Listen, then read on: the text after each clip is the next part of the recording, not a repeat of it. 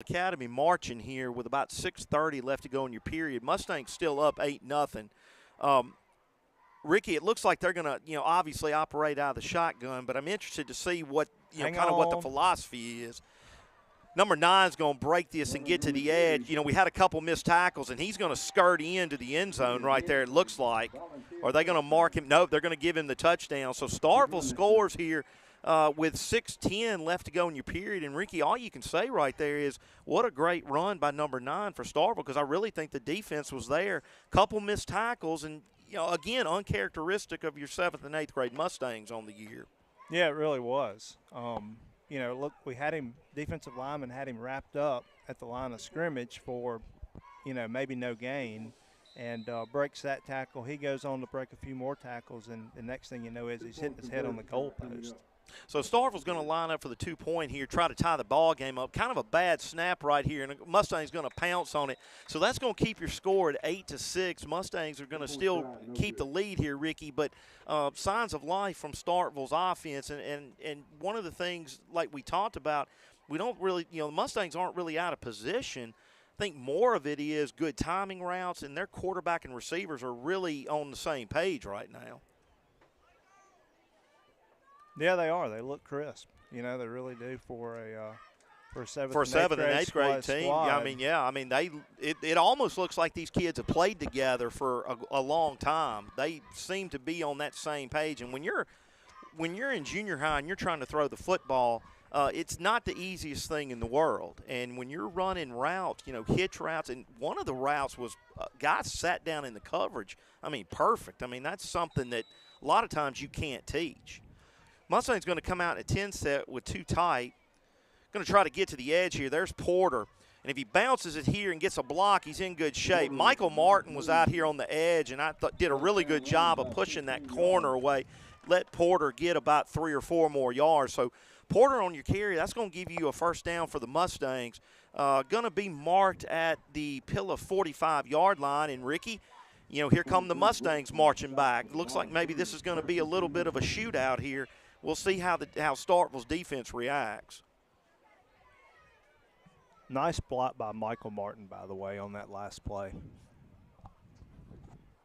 Looks like they're going to go back into the 10 set with 2 tight. Here comes Porter again. They're going to hand off in the middle, and that's going to Howard.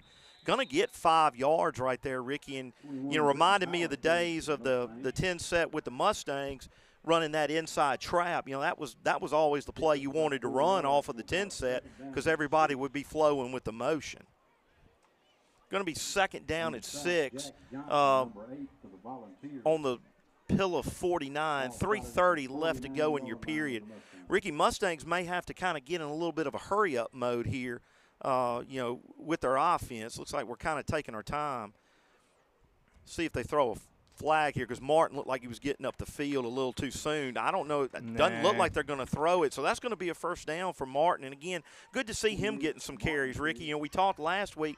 We hadn't seen a lot of him against Washington School, and then he comes in kind of as the Mike Allstott battering ram to finish that ball game out, getting him some carries here.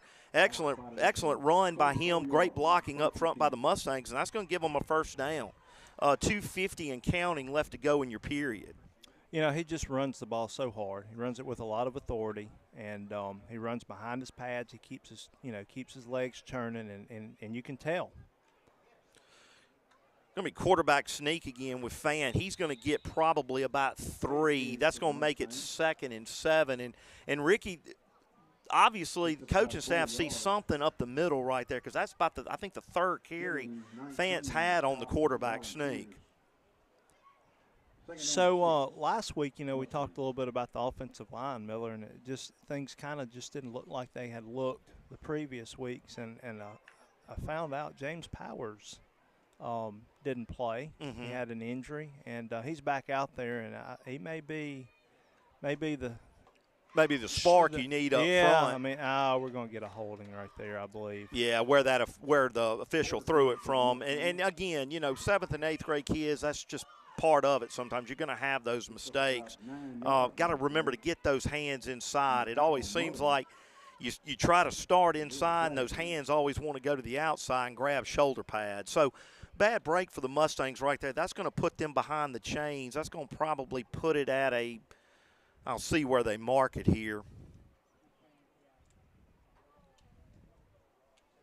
Right around the 50. Around the 50, is that where they're going to mark it? Around Right at the 49. 49.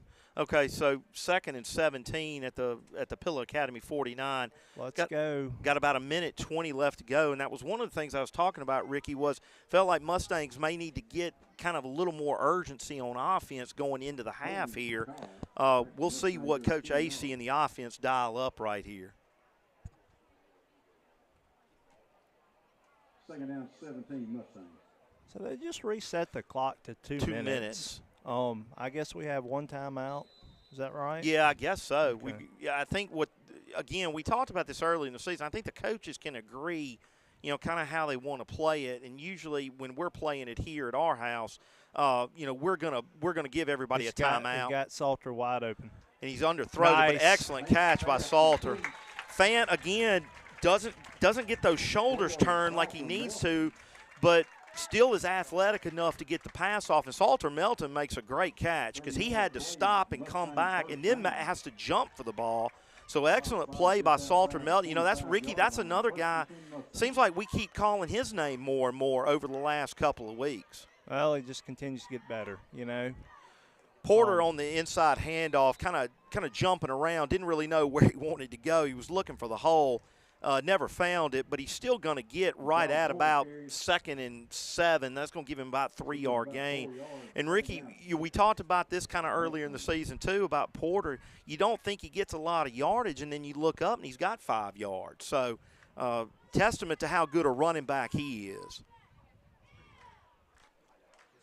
Another handoff to Porter, and he's got the edge if he can go. And he's going to score. Touchdown.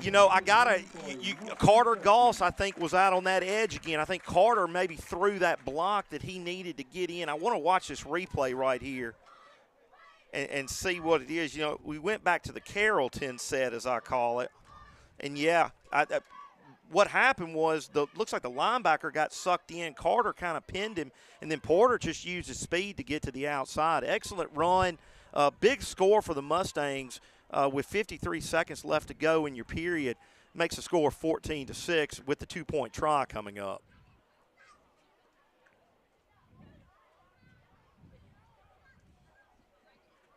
Going to be quarterback sneak, and I can't see. It looks like he got stacked up. Yeah, I tell you what, somebody got put. I don't know if a lineman pushed one of the defensive linemen into the play. I couldn't see it from my angle, but that's what it looked like it happened. Maybe the guy shot inside of him, and he kind of went down with him. Nonetheless, though, 2-point try, no good. Mustang's going to take a 14-6 lead here, and Ricky, 53 seconds left to go in your period. And, of course, Mustang defense can't take a nap right here because Starkville looks like they've got the weapons on the outside, and their passing game was clicking on the last drive. Yeah, no doubt. We got to hang on here for 53 seconds and make sure we go to halftime 14-6. Going back to that touchdown play though, Miller. I mean, we saw several runs by McCraw earlier in the game that he had leverage outside, and if he just kind of keeps going, it's a bigger gain. And sure enough, there he does it. And he gets in the end zone. Sometimes I think as a young running back, you maybe don't trust your speed as much as you maybe should. That's something that he'll learn. The more carries he gets, the older he gets. I think he'll understand that. But excellent drive by the Mustangs to answer. Starkville going to come out with 3 wide. Looks like they're going to try to throw the hitch over here. Excellent wrap-up by Fant right there. Played it great. And then, of course, a convoy of Mustangs. Jack Goldberg. Looks like Nate Slater. Catch. Oh, wow. That was a really good catch by Starkville's wide receiver. Good throw by their quarterback. And a really good catch from their wide receiver. I think that was number 3. I saw him get up.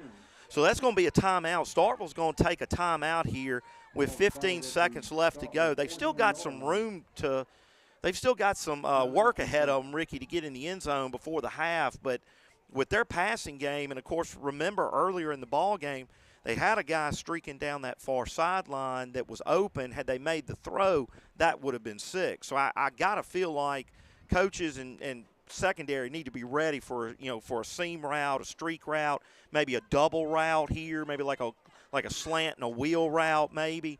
We'll see what Starkville does. Like I said, they've got the quarterback and the receivers. to make up this kind of ground with 15 seconds left to go. Right, and look, if I'm Coach Turner, I think I'm getting Carter Goss and maybe Yates or Salter, and I'm coming and sitting on the 20, and like the old prevent. Yeah. Oh, they're back. Who is that backing up? Is that Got good pressure from the backside. I couldn't see who was on that. I think that was Nate Slater. Was that Nate Slater? I believe so. It could have been Wyatt Schmitz. It's one or two of them, maybe both of them. That was Nate Slater. Okay. Nate Slater did a really. I mean, his move. He moved. He went to the inside and got the guy to follow him. He came back outside and really made that play. Excellent effort by Nate Slater, number 82. Quarterback looks like he's going to roll here. He's trying to go to a guy across the middle. An excellent play. Salter Melton played that about as well as you're going to play that. Really, sometimes, in 7th and 8th grade football, it looks like they're playing a zone, but I'd argue they're playing straight up man most of the time, and that's what it looked like the Mustangs' coverage was in right there, because Salter's on that far side and ran with that receiver the entire way. Well, it's just. Hey, that was just a nice play. It really was. He was in good position and just tips it away. We got to hang on for one more right here. Got 3 seconds left to go. Starkville coming out here, and looks like quarterback's going to keep it. That's going to take you to the half. Mustangs are going to be up 14-6 going into the half. And, Ricky, kind of one of the things that, it just seems like Mustangs kind of got off to a hot start. Starkville came right back and scored a touchdown. But credit to our offense, they marched right down the field and put another touchdown on the board. So Mustangs, like I said, are going to lead 14-6 going into your half. And Ricky, while we're at the half, we'll go ahead and go to our trivia question this week. Yeah, I think it's the best one of the year. I think it is too. And this is going to be a tough one. So the trivia this week, obviously, is brought to you by Raymond James Financial Advisor Miller Aran. And, Ricky, we're going to jump in the Mustang time machine, and we're going back to 1997, a football year that I'm sure you're very familiar with. And the question is actually a three-parter this week. You got to get all three of these right. So, Pilla Academy for the first round.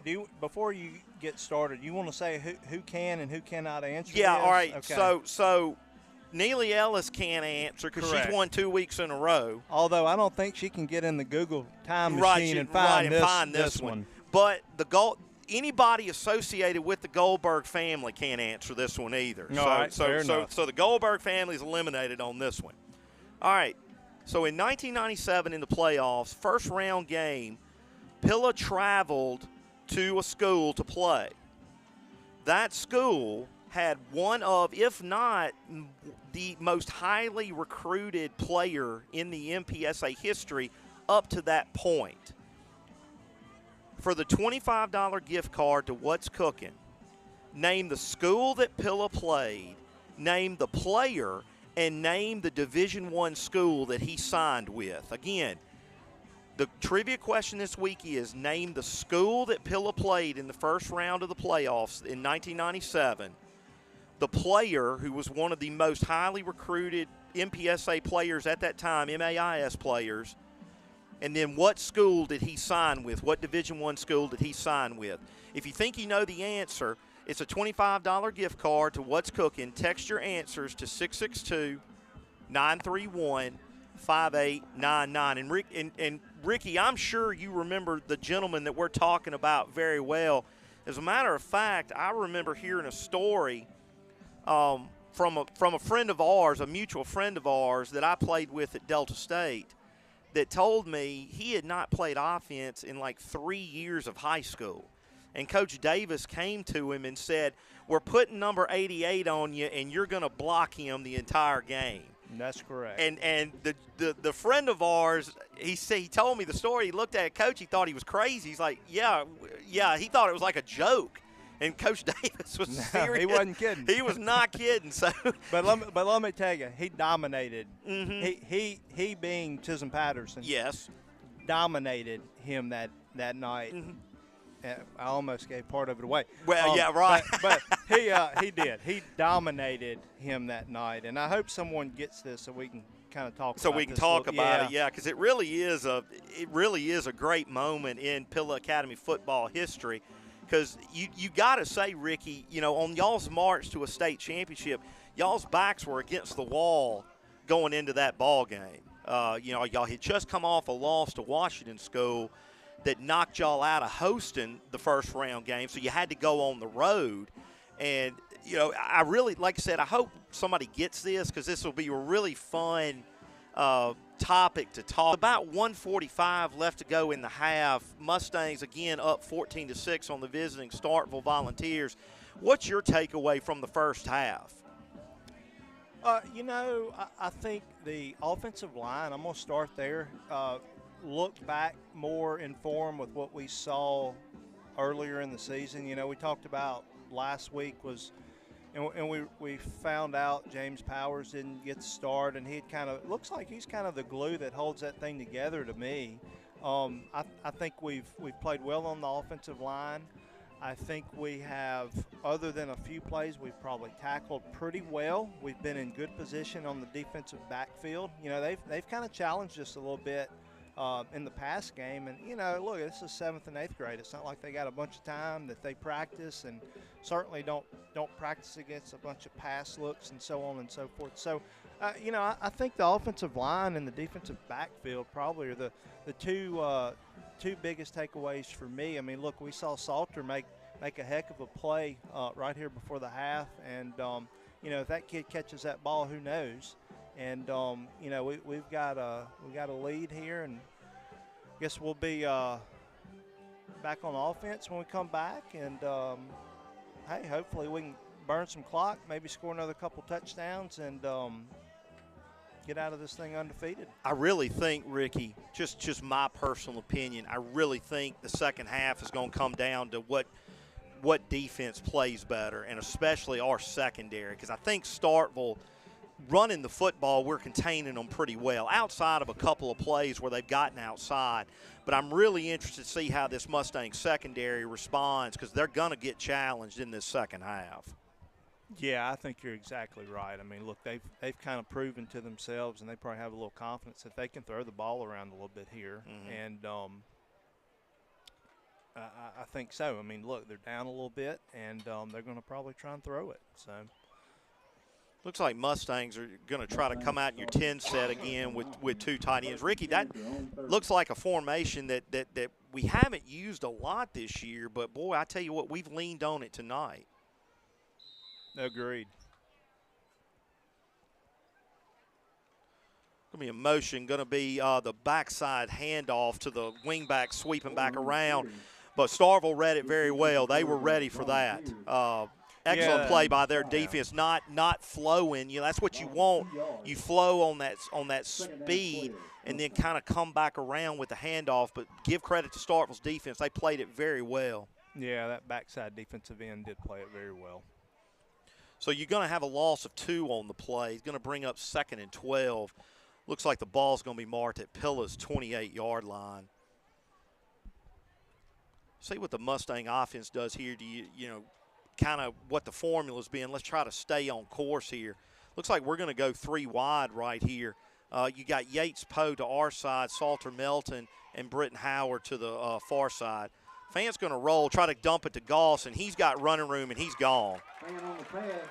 Going to go to the 30, 20, 10, and he's gets in. I tell you what, he kind of thought he had it broke right there, and I'll give credit to Starkville's defense, whoever that was on the play, and I don't know who that is. That's number 19 who did not quit on that play. And, Ricky, that's the gentleman that's been down here on the offense. Right, it's been the wide receiver that I've been real impressed with. And, again, great hustle on his part. Nonetheless, Goss is going to get in.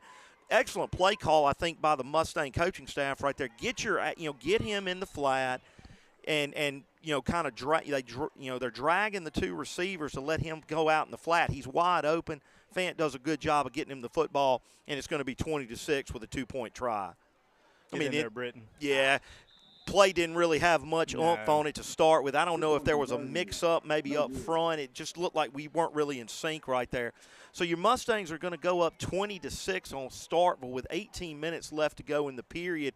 And, Ricky, exactly what we talked about, exactly what we needed. Come out this second half, get a touchdown right here, gain some momentum, and then let's see let's see what our defense can do right here. So we have a winner on the trivia. Really? It's going to be Well, they didn't text it to me. well, they texted to me. Well, that Maybe doesn't he doesn't count. have- oh, well, that doesn't okay. count. You got to. All right. That's why you got to text it to me. But anyway, go ahead, Rick. Scott Kirk got it. It's Will Overstreet, signed with Tennessee, and he played at Jackson Prep. Fantastic. He got it. Excellent, Scott. Make sure you give your address to Ricky so we can get you the gift card.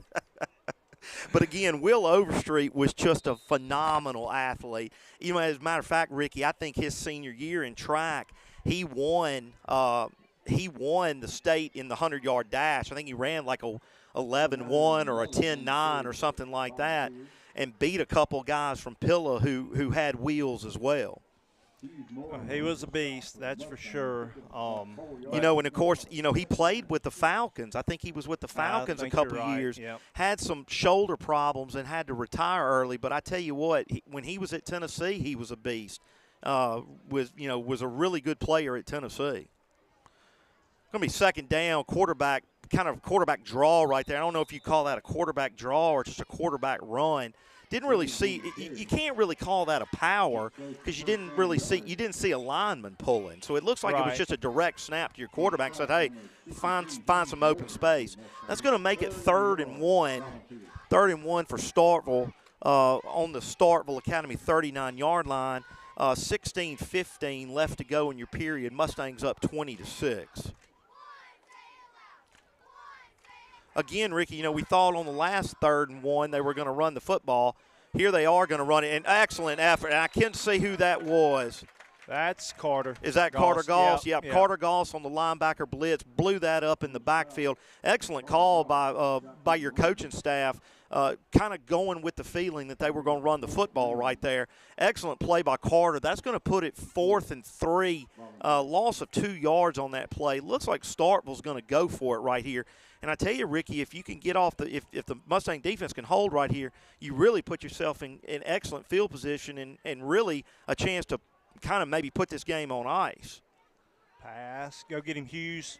Hughes coming up, misses a tackle right there. Oh. Going to be a nice shot right there. I'll give credit to Starkville's quarterback. Stayed up after the initial hit and is going to get the first down on that second effort. Or did they mark him short? No, Oh, they marked him short. Marked him short. I'm sorry. I saw him on the far side. Well, they've already changed turned it. the marker to the 1, and he walked it up. So I'm going, okay, I guess he got the first down, but excuse me. So that's going to be a huge play by the Mustang defense right there. Kind of take the old MO right now in the second half. Ricky, you feel pretty good right here with 14:45 left to go, and you're up 2 touchdowns. With the ball on Starkville's side of the field, with the way our offense has been running the football, you feel pretty good right here that, hey, we might be able to milk some clock and maybe punch in another score here. Yeah, for sure. And Fant going to hand off to Porter, and he's going to bounce, and he's got the edge. Good. Excellent run right there. Running behind his pads. You know, it's something we hadn't seen the last couple of games. I don't know if maybe he was tweaked up a little bit. Maybe he was dinged up. But he sure put his pads down right there and ran through that Starkville Academy defender. Yeah, excellent run there by McCraw. And we saw it the first couple weeks, and I don't know if he got nicked up or whatnot, but he really hadn't had that type of run in a couple weeks. And there it was again, and it paid off for us. We got to keep this clock running and keep the ball away from them right now. Milk some more time. Is that Britton? Britton Howard looks like on the inside carry right there, and he's going to get – I bet he's going to get 4 yards right there, maybe even more than that from my vantage point. Britton Howard right there on your run. So that's going to make it 2nd and 6 on the Starkville 22-yard line. 13:30 left on your clock. Mustangs driving and looking, in my opinion, if they can get a score right here, that's going to put them in very good position to go 6-0. Agreed. Hey, But new wide receiver out here, Nash Dodd, at the bottom of the screen.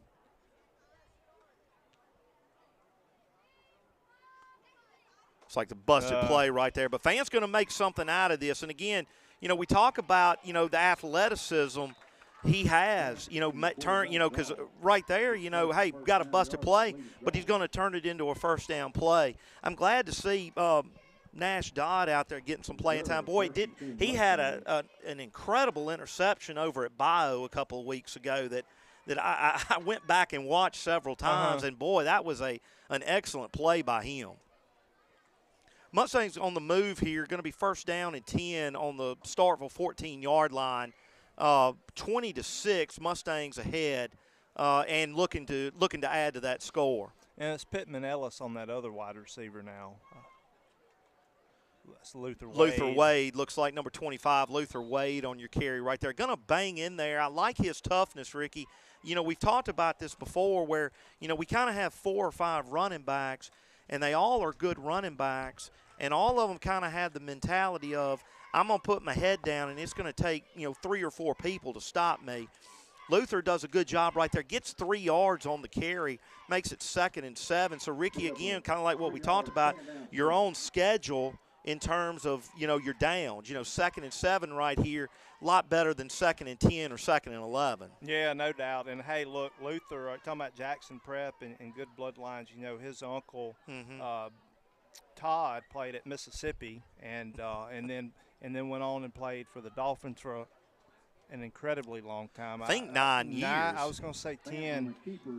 Fant's going to get in here in the end zone. Carter Goss throws a monster block again out here on the edge.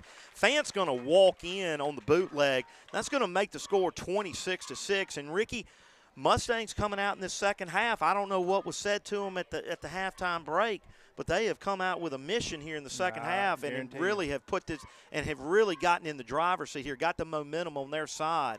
2-point conversion coming up here.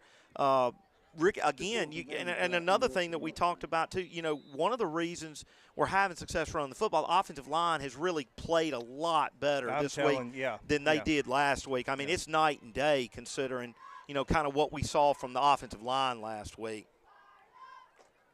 Here comes the toss right here, and that is, I can't see the number. That's going to be Michael Martin. Is that Michael Martin on the carry? Good to see him in there. Gets the 2-point conversion, so that's going to make it 28-6 Mustangs with about 10:30 left to go. We got a timeout for a water break. Ricky, again, we've come out in the second half, and it's like a totally different team out there right now. I mean, I tell you, our second halves for the 7th and 8th grade team have just been strong. I can't remember a second half that we haven't come out and just absolutely dominated. Well, we went to the half last week. It was 0-0, and then we had the fumble, forced fumble, and we get the ball, and then we score 2 touchdowns and never look back. And I think we had a delay. I think it was still 0-0 even when we had the injury. It was. A delayed injury. And hey, credit to the kids. They're sitting over there. They're the young guys, and something bad's happened. It's not just a turned ankle or something. An ambulance comes out on the field, and they were able to keep their composure and hey, get that thing done. I think a lot of it, a lot of credit should go to the coaching staff because they kept their heads in the ball game. Because you kind of noticed there was a big difference between us and Washington School after that happened, and rightfully so. I can understand where Washington School, their kids were upset. Obviously, a teammate had gotten hurt, but you could tell a big difference between the teams after that extended delay. Starkville going to throw the ball on first down. Excellent throw and an excellent and that was an excellent catch right there. Starkville, I tell you, stretching the field, they've got some weapons that can stretch the field. I think, unfortunately, they've kind of gotten behind here, but I think you're going to probably see them chunk it all over the place here, Ricky. I think so. We've got some backups out there, some new faces that are going to get some valuable minutes right here. Going to miss tackle on the edge right there. And number 9, number 9's a really good athlete. I've been real impressed with him at running back.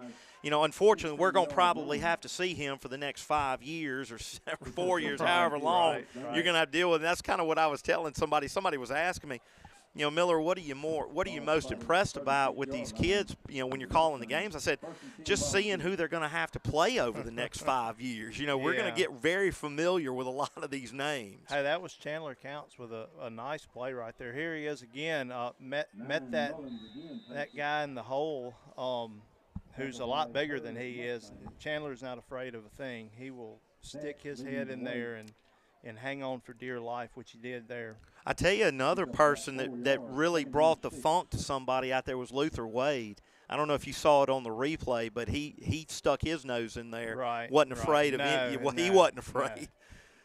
So here we go again. Starkville's going to quarterback's going to keep it on the inside. Excellent play by the Mustang defense right there, limiting him. Because I tell you, I thought he had a good amount of momentum behind him and thought he was going to get the first down right there. But again, Ricky, what we've talked about before, we've got some second string guys in, but you're not seeing a big let off in the talent. You know, no, I mean, you're not really seeing, you know, a big gap in talent right here. So it's going to be 3rd and 2. I think Starkville's trying to get receiver lined up here. They're going to go back to a twin set at the top. Quarterback looking to throw. He's got plenty of time and had his receiver open, just didn't get the ball where he needed to. Excellent job by the Mustang defense right there, front kind of keeping that pressure on him. And our secondary did a good job, you know, because if you know, quarterback, I don't care what level you're in. If you're in Pee Wee, high school, college, you know, if a quarterback's got some time to throw, it's really hard to cover that much ground. Yeah, I think that was Luther Wade again applying some pressure, and we held up good in the back end. So it's going to be 4th down here. Starkville's going to go for it. 4th and 2. Quarterback's going to roll. Looks like this is going to be a run all the way, and he's going to get to the edge. Looks like he's going to walk in. So that's going to be a touchdown for Starkville with about 7:40 left to go in your period. Starkville makes the score 28-12 with the 2-point conversion upcoming, and Ricky just didn't get containment out on that edge right there. No, we didn't. But hey, some new faces out there, and they're getting better every rep. They'll learn from it. They'll go back and watch film, and they'll understand some of the things that they didn't do there, and they'll get better for it for sure. 2-point play coming. Starkville going for 2 points here, going to spread. Looks like they're going to try to spread it out. Going to give the handoff. Quarterback going to keep up the middle again, and that's going to make the score 28-14 with 7 minutes left to go. And Ricky, hats off to Starkville Academy. They sure have not packed it in, being down 3 scores. They marched down the field right here. Good effort by the Mustang defense right there. Got a couple of guys that maybe hadn't gotten a lot of reps, but getting out there, and like you said, we didn't contain the edge on that touchdown run. But like you said, watching film, guys will learn from that. And like we've talked about, this is why we're here. We want to get guys reps. So next year for the 9th grade season and then into high school, you know, we've got a good foundation to build off of. Well, look, I agree with everything you just said. We've got to hold the ball here. Yeah. And burn some. I mean, look, this is only a two-score deal now. And Starkville can throw the football. And they can throw the football. So ball security is paramount, and we need to run some clock. So we're going to be in a too-tight set here in the eye. Going to be looks like a tight end reverse to Carter Goss, and they've got him pinned in. He's going to get a block right there from Hughes Mortimer, and he's going to go. Hughes took out 2 and sprung him. I tell you, that right there, Ricky, you know, we're sitting here talking about let's run some clock, Yeah. And I'm sure Starkville's thinking the same thing on defense. They're thinking, okay, look, they're going to run the ISO here. They're going to try to run the clock. Well, you know, those tricky Mustangs, they pull the football and handle your tight end reverse. And, of course, credit to Starkville's defense. They had him pinned in down here, but Carter's just such a good athlete in space. And then Hughes Mortimer comes in and knocks 2 guys out with one block. Right. So excellent effort by both of them. Well, you know, look, Hughes sprung him. He gets everything from his mother. She has taught him all of those things, and it paid off well for him. I believe that's Britton Howard. That is Britton Howard, 2-point try right there. And I'm glad to see Britton get in the end zone right there because I tell you, he really has come in and done a really good job in in spelling Caleb Harris. Yeah, you're right. Who's been out with an injury. You know, that fullback position is not a glamorous position by any stretch of the imagination. You know, you're usually the first guy picking up a blitzing linebacker or a defensive end. So I'm glad to see Britton getting in the end zone there. With the 2-point conversion, that's going to put Pilla back up 36-14. And, Ricky, I tell you, if Starkville comes down here the field and scores right here, I never would have taken the over in this ball game. That's the most points I've ever seen in a 7th and 8th grade game. I hear you, but look, I'll take aggression and touchdowns over anything, right? Yeah. I mean, you know. It was like the 6th grade game earlier. You know, that game, I think Pilla scored 38 in that ball game, and both of the quarterbacks, Wood, Jeffcoat, and then Starkville's quarterback, both of them could sling it. Going to get to the outside right here. We're just not containing very well right now. I don't know if we're tired or we just got second. You know, we got some guys in there that hadn't gotten a lot of reps this year, but Starkville's kind of making it look effortless right now on offense. Yes, they are. I'll tell you what, Miller, I'm glad we got that score up there. I think that obviously made it a kind of stretch it back out to a 3-score game, and again, I'm very impressed with Starkville Academy, especially with their skill positions. Their quarterback, I think all of these athletes, like I said, unfortunately we're gonna have to see a lot of them probably over the next 4 or 5 years. Starkville back in a 3-wide set. Quarterback looking to throw. Excellent. Thought he had it right there. Fant did an excellent job of reading that right there. Sat on the route and waited. You know, you kind of got to worry here, Ricky. Do you hitch and go right here? Because they've shown that 3 or 4 times. We float up pretty hard. Do they maybe pump it and go deep right here? Quarterback's got the arm to make that throw, so I wouldn't rule anything out right here. Going to be 2nd down, 2nd and 10 for Starkville on the Pilla 39-yard line. Going to be another handoff to number 9. Going to break a couple of tackles. Looks like. Oh, come on. Hang on, guys.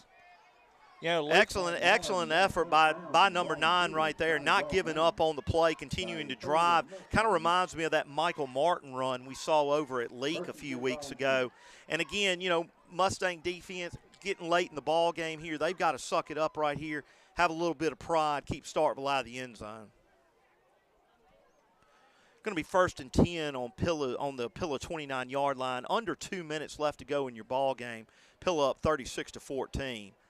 Looks like they're going to try to go deeper. Ball came out of his hand a little funny, Ricky. I don't think he got everything he wanted on that ball. Well, I think Chandler Counts had a lot to do with that. He was bearing down on him and kind of got his hands up. He's not the tallest fella. But he got his hands up and really changed that throw for him. Yeah, I think, you know, looking at the replay, he comes in and he's jumping with his hands up, changes the trajectory of the throw, and I think that's where it kind of came out of his hand funny. Yeah. Going to be 2nd and 10 right here.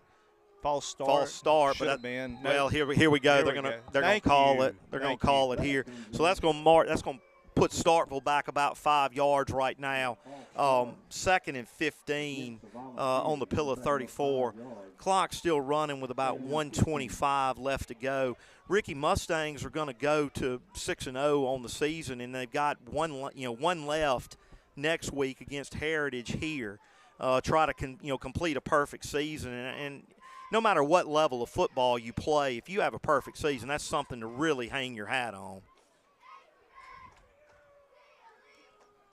Bad snap. Quarterback going to take off and run, and looks like he's got some room. If he gets the edge here, and he's going to – I tell you what, and he's going to score. And, Ricky, I tell you, that guy, I wish we had a roster on who that was, because I tell you, he makes it look effortless when he's running. You don't think he's running very hard, and the next thing you know, he's on the edge and is in the end zone. Yeah, he's very deceptive.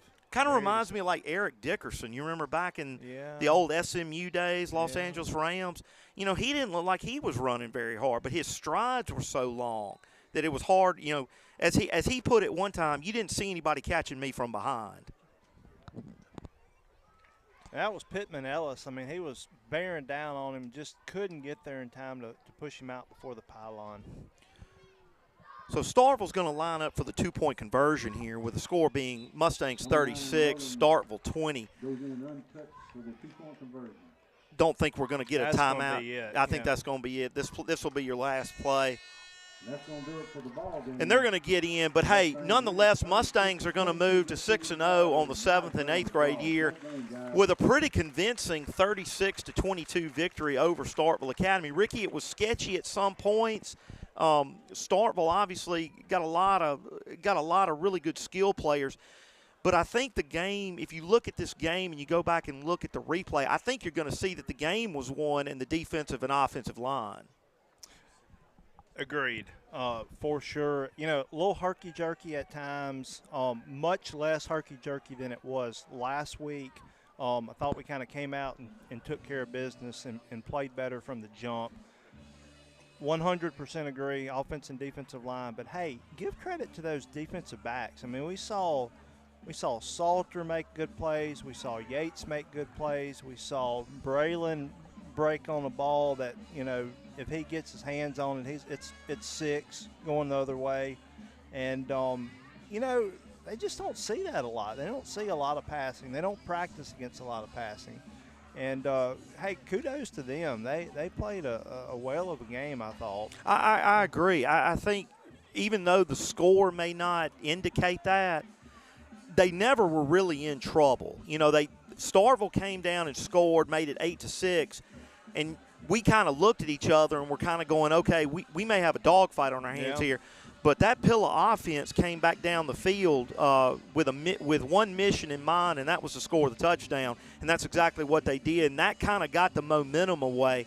And then coming out at the half, again, what we've talked about all year, this Mustang group, this 7th and 8th grade group, coming out of the half just continues to – I'd love to see what the stats are, how much they've outscored people in the second half this year. Yeah, it's a lot to a little. Because we've had several contests where it's been tight at the half, and boy, we have come out in that second half and it's just really taken over the ball game. And again, that's kind of what we did tonight. Got those 2 quick scores in the second half and made it 28-6. And Starkville really, you know, you hate to say it, but they were behind the chain from that point on because they really had to get out of what their game plan was, which looked like they wanted to try to run the football, got into more of a passing attack, and obviously they just didn't have enough time to catch up. Correct.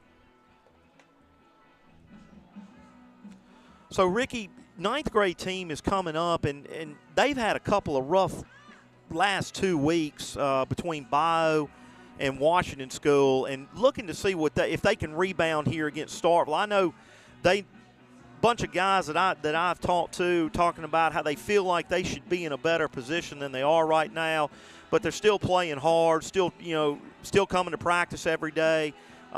Be interesting to see kind of how they respond to a couple of rough weeks here.